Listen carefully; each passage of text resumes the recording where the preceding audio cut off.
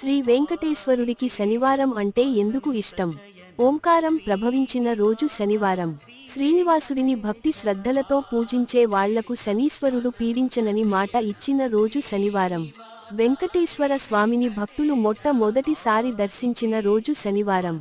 ఆలయం నిర్మాణం చేయమని శ్రీనివాసుడు తొండమాన్ చక్రవర్తిని ఆజ్ఞాపించిన రోజు శనివారం.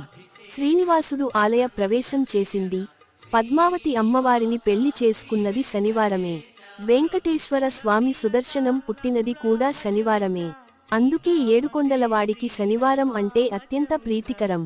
ప్రతి శనివారం రావి చెట్టుకి 3 ప్రదక్షిణలు చేస్తే ఎంతా శుభమే కలుగుతుందని భక్తుల విశ్వాసం. శనిదేవుడి దోషం కూడా పోవాలంటే 7 శనివారాలు క్రమం తప్పకుండా శ్రీవారికి పూజేయాలి. ఆలయానికి వెళ్లి 7 ప్రదక్షిణలు చేసి మొక్కుకుంటే అనుకున్నవి నెరవేరతాయి. ఓం నమో వెంకటేశాయ నమః.